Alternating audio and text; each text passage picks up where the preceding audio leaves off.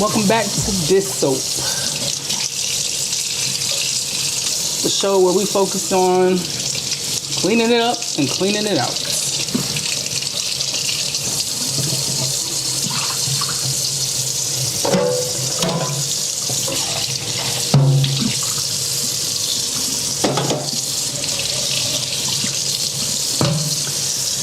So this week we got Scrub Daddy and Scrub Mommy.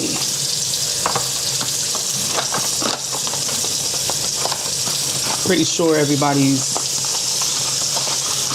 seen this before. So Scrub Daddy is all scour, but there's temperature change, firmer and cold and a little bit softer in warmth. So it's kind of squishy, but it's abrasive enough to scrub your pots and whatnot. Not waste any more water. Pardon me.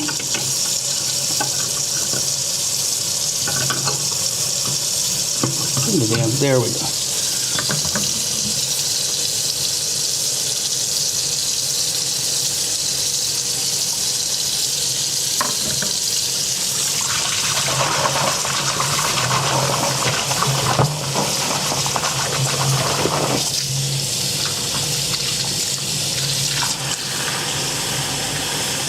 And then we got Scrub Mommy. Scrub Mommy's got two sides. Same deal though with the temperature change. Firmer in the cold, softer in the warmth, but then there's an actual sponge side so you can scrub and wash, so to speak. I mean, whatever floats your boat. Whatever floats your boat.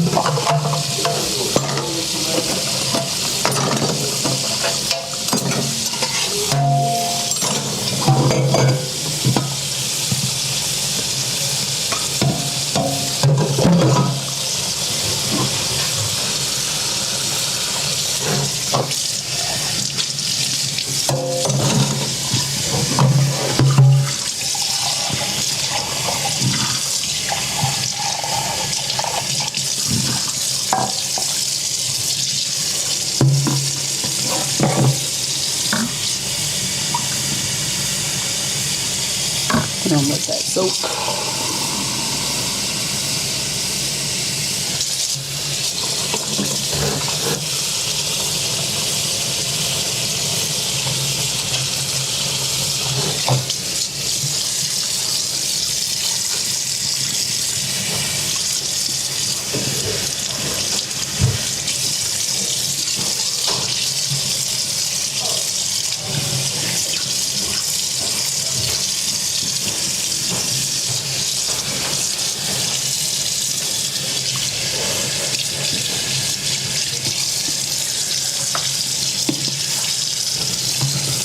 Okay, so right now we got a little bit of everything. So we got Scrub Daddy, Scrub Mommy, your traditional scour, your regular sponge, and a dish towel. Just get soaked up.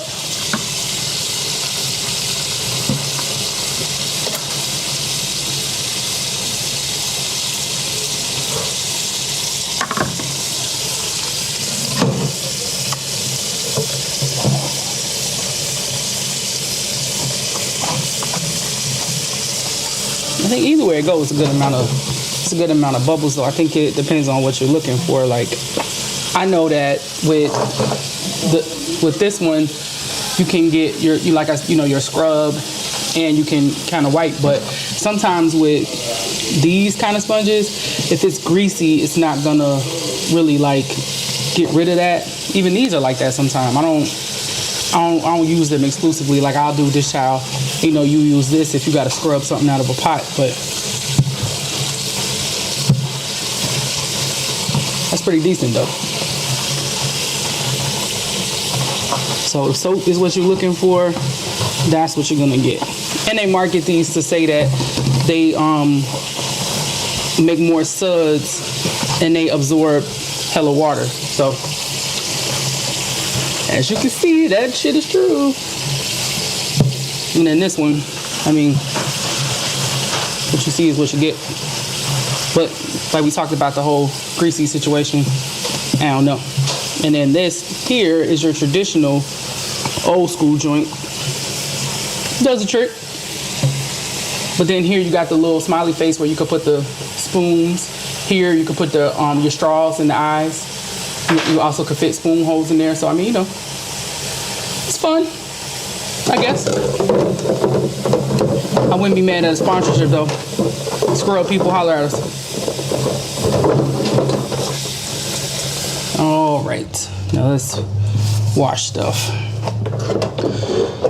So I was thinking earlier about like taking time and just like doing for yourself, like not even really like doing nothing major. Like, you don't gotta go on a damn spa weekend or nothing like that. Just sometimes like sitting and taking time, or even forgiving yourself when you don't have the energy to do shit. Sometimes I have days where I'm like, man, I'm about to get this pillow black eye all day. Like, that's just what I'm gonna do. But if people got kids, you got a significant other you need to give time to, you got a 9 to 5, like, we're conditioned to do everything but what we need to do for ourselves. So like I task myself all the time to just give myself some grace. If I don't got it, I don't got it. Most of the time on them days though where I just can't, I'll challenge myself to do things in like 15-minute increments. Like, turn the timer on, and whatever I could do in 15 minutes, that's what I'm gonna do. Then also too, if you are doing things like if you have like a cleaning routine, whatever it is that you need to do, you're doing little things all the time, then maybe you don't have a major mess to worry about anyway. You know, you just knocking out your things that need to be tasked every day, you know.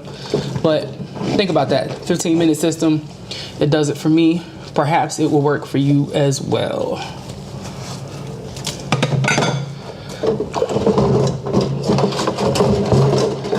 I kind of like washing dishes though with 48 sponges. Like, this is, I don't know, this is like sensory overload, but at the same time, I'm getting all kinds of feels from all the different sponges. So maybe that might be something y'all might be interested in trying. Some people, you may not be very productive at all because you're too caught up in the sponge, but I kind of like it. I'm just saying.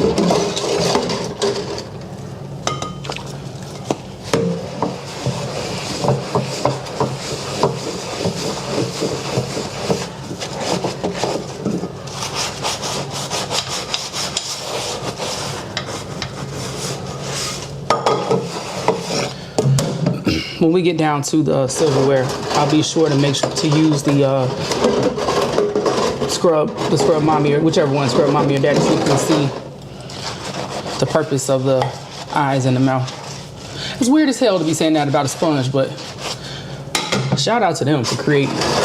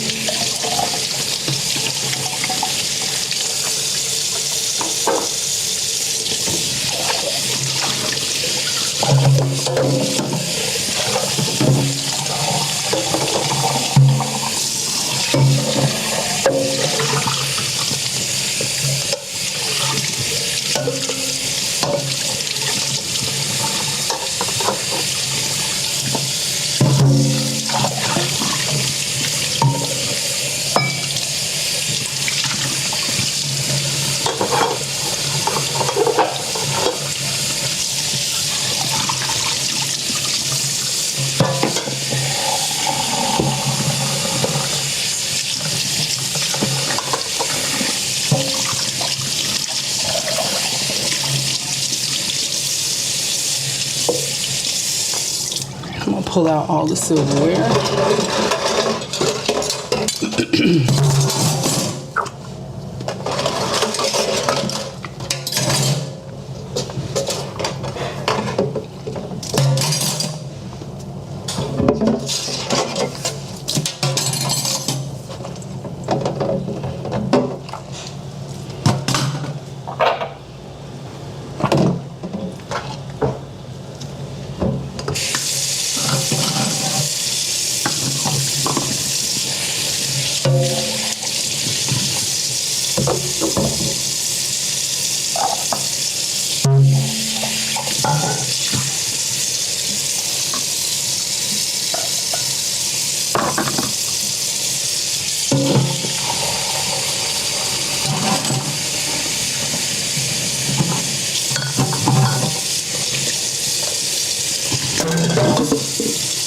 My bad.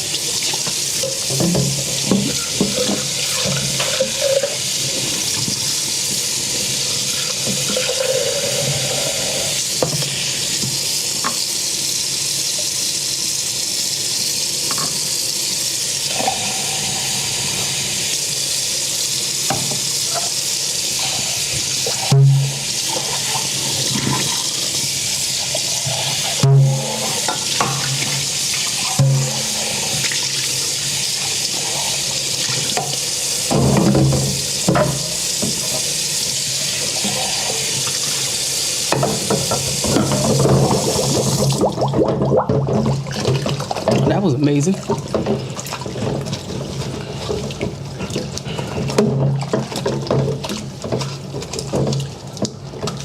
People watching in the comments, tell me what you want more of. More soap, more splash, more dishes clanging. I don't know. All right, so we're gonna try with this one. That is weird.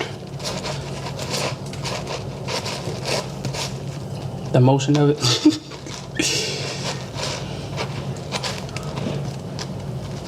What do you think about it though? This is ingenious, like for real. Obviously it's not rocket science, but I'm just saying. Or you could just do like that. If you're scared to stab the shit out of yourselves, I don't recommend that. So for the knives, let's just do that.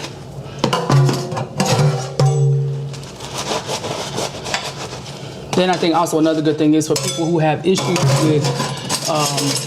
with their hands and things like grip, whether if you have like arthritis, with whichever form, like you can get a decent grip and not have to put forth that much effort to hold it, if that makes sense. So I did not watch their episode of Shark Tank, so I don't know if that was one of the things that they pointed out, but that's just my observation.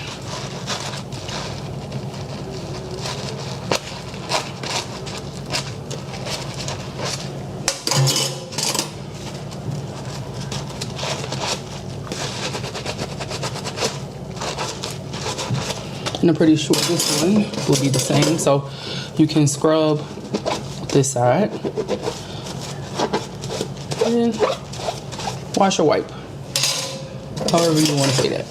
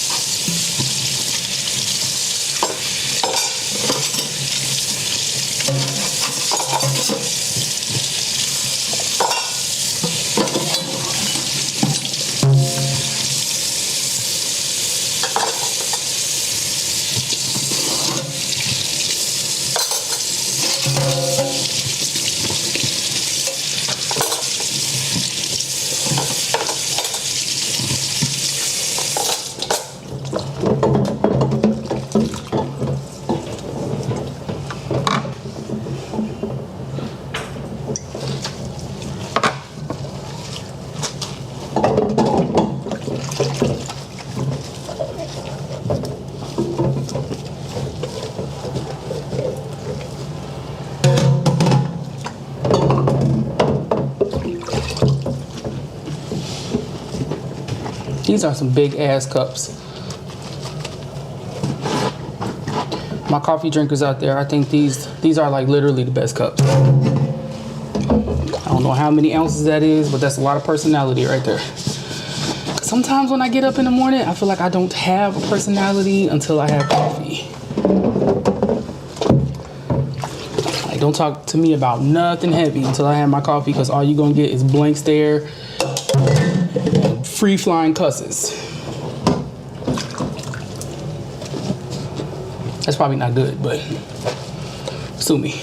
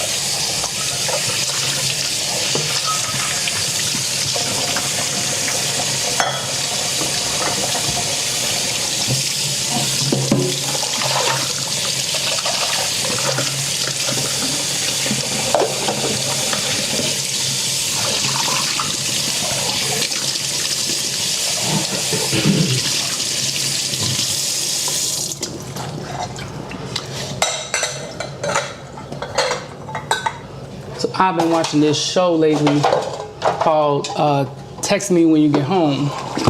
So it's kind of like Dateline combined with Unsolved Mysteries. And it's a bunch of stories about mostly women who were out alone, and then they were kidnapped or vanished in some sort of way. A couple of them, the victim does wind up turning up, but in most of them, no, not so much. But it just got me, the concept of having a show like that just got me thinking about a lot of situations where people don't you don't secure your people. Like, if you go out 8 deep, you're supposed to go back in 8 deep. Like, or if somebody is straying away from the pack, like, there needs to be some sort of plan, or we need to go over, like, okay, so who you going with, where y'all going, you know, like, who gives a shit about being in somebody's business? Like, you gotta be safe. Like, there was one that really fucked with me. The girl went out with her friends, and her and this guy got rowdy on the dance floor, and I guess they were drunk, and they kept doing the same thing. So the club put them out. So her friends saw that she got put out, and they just let her go. They just let her go. So she winds up just kind of like wandering around for a while. The guy who she got put out with, he was drunk as hell and didn't know her, so he just kind of wandered off on his own. And he went about his business. He was cool. They had some surveillance video of her wandering around, but she walked into a building and she went to use the bathroom in some dude's apartment, but I'm assuming she knew him. Then she leaves, walks across the street. They show her talking to this homeless guy, and then next thing you know, she just kind of disappears. So they get a text message. Her dad from her phone. Well, so I don't know how the hell he got the text message, but it was a dude saying, "Hey, just want to know if you got home safe. The creepy guy in the white van, LOL." So the dad calls the number back, like, "Who the fuck is this and where's my daughter?" So he tells him that he saw her sitting on the curb crying, and she was talking about she had got put out of the club, and he said he was being nice and he offered her a ride. So he said when they were going to her apartment building, she said she wanted a cigarette. So he was taking her to the gas station to get the cigarette. So then they get to the gas station. She sees some dude smoking a cigarette outside. She starts speaking Spanish with him, and then they're just sitting out there smoking. So he said she was out there talking to him. They was cool, so I pulled off. That was it. So the dad was like, "That doesn't even sound right." He was like, "Why don't you just come up to the gas station so I can show you where we were at?" So the dad leaves the house with the gun. His wife begs him not to go. He's like, "No, fuck that." So he left. So she called the police. The police met him up there. So he's talking to the dad with the police there. And he said all the same stuff, like just showing them. She was right there on the curb with the guy. So that's it. What we learned, though, from watching the thing is that dude was a complete fucking psychopath and a liar. And at one point he worked overnight in a bakery. He made granola bars, and then he delivered them to restaurants and grocery stores. So at one point they saw him going in his work in the cooler with a big ass styrofoam cooler, takes clothes. He puts it in there. Then he proceeds to go in the office with these big ass rubber gloves on. So he goes, and every time somebody went in the cooler for something that worked there, he'd go in right behind him. Hella suspicious, right? So they got a warrant or whatever. They went in the bakery because I'm sorry, I forgot. The owner of the bakery called the police and told them that this was suspicious as hell and that he turned off surveillance at one point, and what the hell is this that he bringing in my cooler? They get a warrant, they go in there, they can't find nothing. They don't even see that cooler. So they question him, they get nothing. So they let him go because they told him, though, don't leave in case we got something else. So make a long story short, this nigga clearly leaves. So they got a subpoena for his phone records, and they ping his phone like they always do, in a murder situation. He did go somewhere in Colorado in like the rural area or whatever, and they took the dogs and stuff over there. They didn't find nothing. So, and he disappeared. So I think a couple months, maybe 6 go by, and some girl disappears in Fort Collins. So it's the same MO. So they go looking for him. He's nowhere to be found. He now has a new girlfriend, and she tells the police that her car was missing and that he was in it and all kind of stuff. So he's the number one suspect. They find him, arrest him, and they're sending him back to Fort Collins.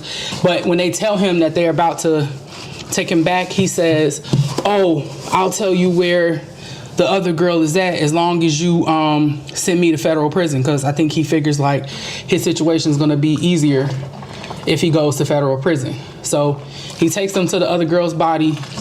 And the crazy thing was that once they went and found her, the dad says that he remembers he smelled a lot of bleach when he met him in that gas station parking lot. And she was actually in the car in that cooler when they met up. Crazy as fuck. Couldn't even imagine no shit like that.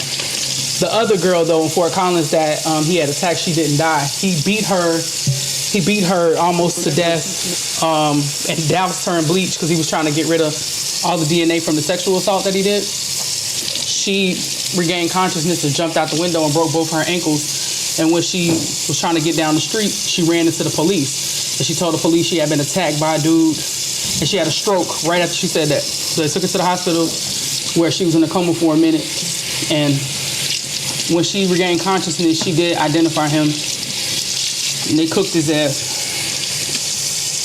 because he played too much. Moral of the story, people: don't let your people, especially if you know they drunk, like don't do no shit like that. Like this world we live in it's trash. Like integrity is gone. Common sense is, I don't even know if motherfuckers know how to spell that.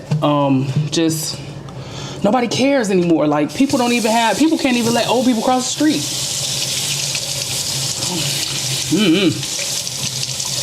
Like not at all. Like I just feel like if you going out and you go out together, there's no fucking way that you shouldn't leave together, unless everybody has agreed on this change of plans. And I mean, it don't have to be females or kids. Like this shit applies to me. I mean, men get fucking kidnapped and assaulted and shit like that. I mean, if you got some chloroform, you can subdue a dude. I don't know if y'all remember, but DMX, swear to God, he got raped. He swore to God he got raped. So I wasn't there, and I don't know, but I'm just saying.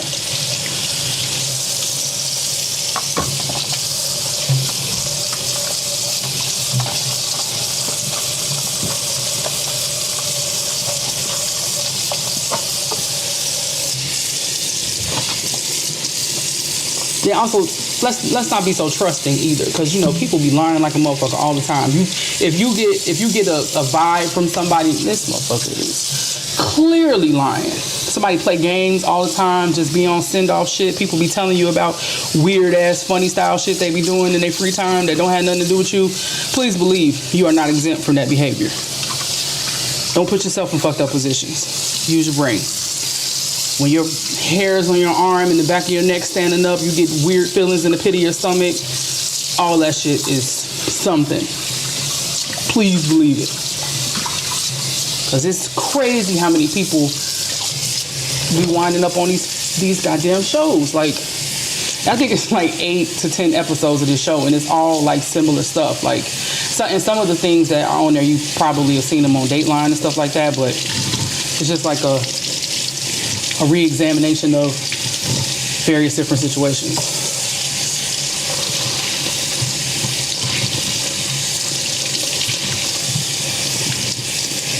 So safety first, people. Safety fucking first.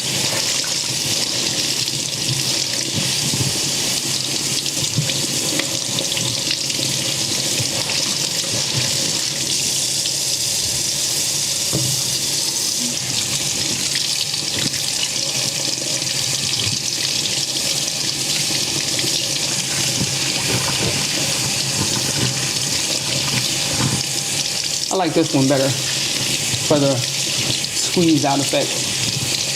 It's probably because of this other side. This one kind of feels I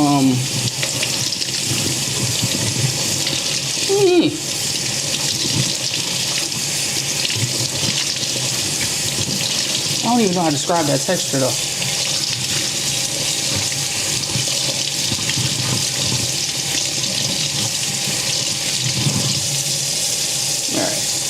So free in 93. I mean, this is what you see, is what you get straight up. Does the trick though.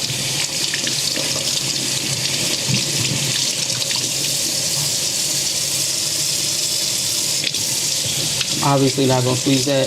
I ain't got time. For those of you that wanted me to squeeze that, that was weird. Very, very weird.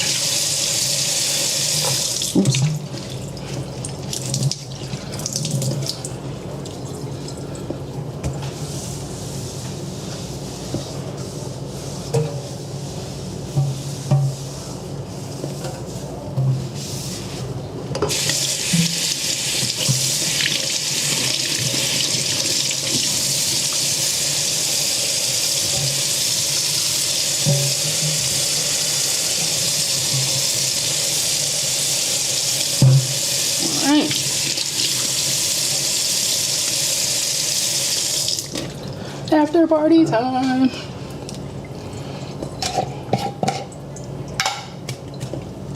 I don't dry my hands right before I moisturize. I don't know if y'all noticed that last week, but I don't.